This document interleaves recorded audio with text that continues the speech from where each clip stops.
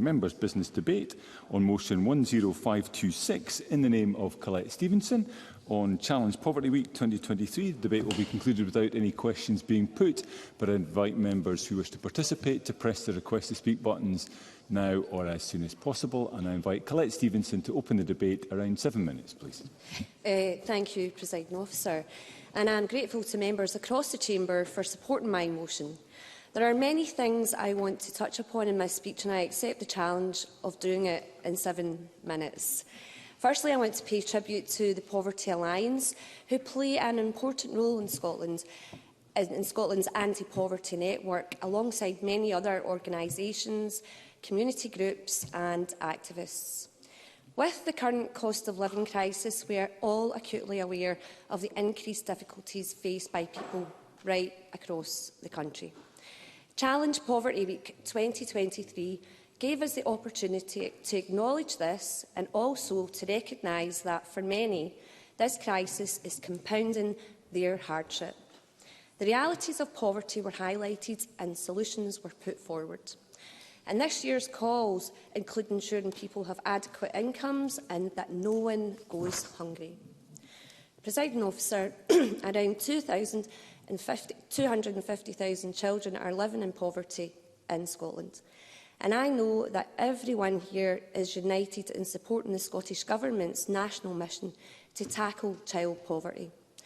Under the Child Poverty Scotland Act 2017, Scotland is the only part of the UK with statutory income targets on tackling child poverty, with bold targets for 2030 and interim targets to be met this financial year.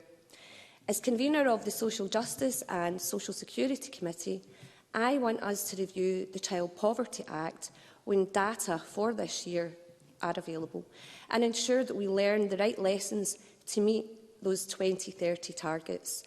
Of course, much has changed since 2017, with Brexit, COVID and Liz Truss's economic vandalism all adding to the pain felt by people across the UK. These crises might affect the targets, but the Scottish Government has worked hard to support people through them with a wide-ranging package of measures to build a fairer Scotland. A crucial part of this is the Scottish Child Payment, something charities have hailed as a game changer. That payment of £25 per eligible child per week is a lifeline for so many families, and it will help more than 300,000 children this year. In addition, the SNP and Government is widening access to free school meals, boosting social security spending by £1 billion, expanding free childcare and continuing to mitigate the worst of Westminster's policies.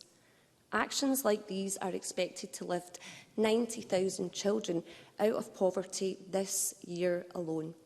However, with one hand tied behind its back, there is only so much this Parliament can do.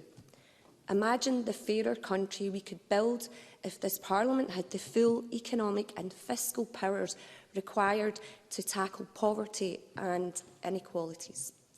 Instead, we are left with Westminster austerity and toxic Tory policies like the rate clause, which only hamper our efforts to tackle poverty. And sadly, the Labour Party is offering nothing other than a continuation of these cruel policies.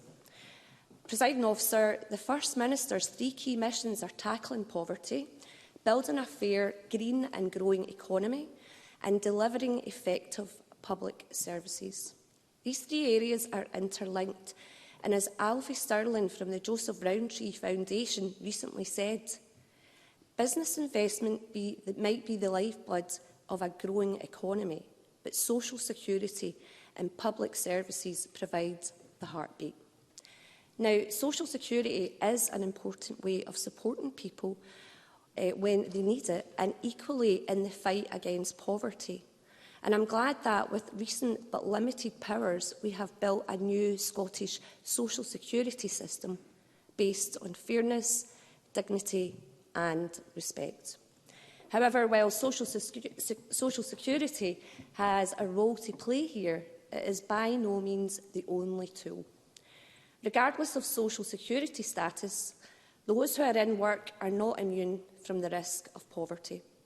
Indeed, the Poverty Alliance pointed out the stark statistics that over 10% of workers in Scotland are locked in persistent low pay, and nearly 3/4 of these workers are women. Last week, I spoke at an event celebrating SSE's 10th anniversary as a living wage employer. We had a really interesting discussion about the benefits, not only in terms of social justice, but also to business of paying staff a fair wage for a fair day's work. Unfortunately, with employment law reserved to Westminster, we are relying on employers choosing to adopt it. I'm glad so many organisations are doing so, and East Kilbride is home to over 60 living wage employers. This year, the living wage is 48 pence per hour higher than the minimum wage for those aged over 22. And for someone in that age bracket, working a 37-hour week, that translates to an extra £923 over the year.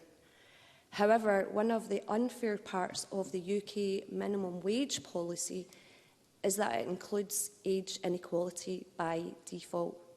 So for someone aged 21 or 22, that loss rises to nearly £1,400 if they are on the minimum rather than the living wage. And while for someone aged 18 to 20, it rises to a staggering £6,500. This morning, the new living wage rate was announced at £12 per hour, £1 more than the minimum wage. So this inequity will only get worse. Presiding Officer, I want to also mention this. Poverty at the end of life is another issue we must challenge. The Marie Curie Foundation found that 2/3 of people with a terminal illness rely on benefits, so it is vital that we ensure sufficient support for people in this situation and indeed their carers. So in conclusion, I pay tribute to all of Scotland's anti-poverty campaigners. I commend the Poverty Alliance for another successful Challenge Poverty Week, an initiative they launched 10 years ago. And I will certainly continue to challenge poverty and work for a fairer Scotland. And I look forward to hearing contributions from all my colleagues. Thank you.